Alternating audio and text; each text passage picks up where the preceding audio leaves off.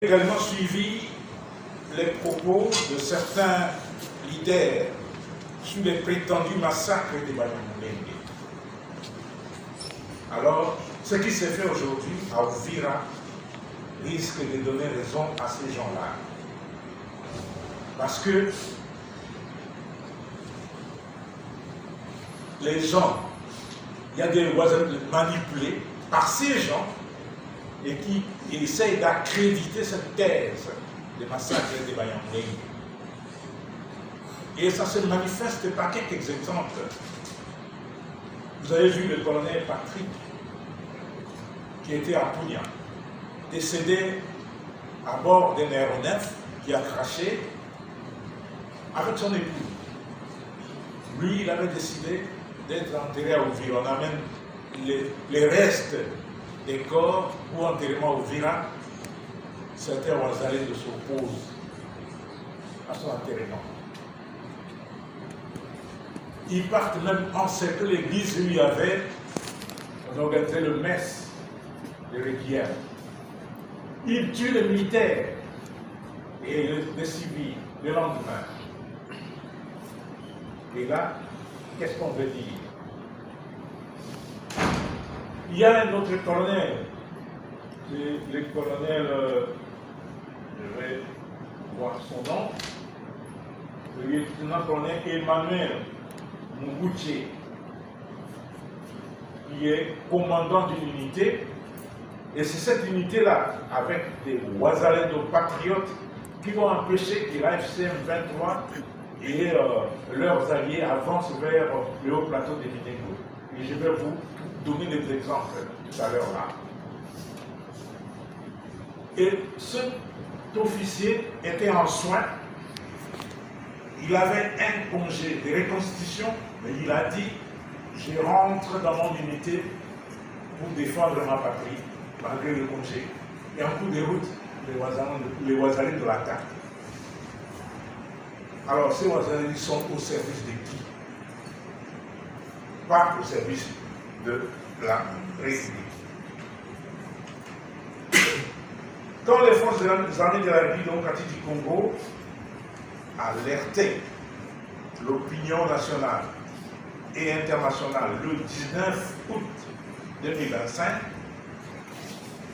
pour la énième fois sur d'incessantes et multiples attaques perpétrées par la coalition AFC M23 et leurs alliés contre les positions des forces régulières au Nord Kivu et au Sud Kivu. En tout cas, l'armée ne croyait pas si bien dire. La vérité est sortie du dernier point de presse des colonels Manga qui confirme les offensives menées par la coalition AFCM 23 et alliés dans le territoire de Mwenga, les hauts plateaux de Vira et de Fizi, sans oublier une partie de Walikale, zone où leur présence n'était pas signalée avant la cessation des hostilités dictée par la signature de l'accord de Washington et de la déclaration des principes de Doha. Cette sortie médiatique corrobore l'attitude belliciste de ce mouvement terroriste et sa détermination à saboter la mise en œuvre des processus de Washington et de Doha.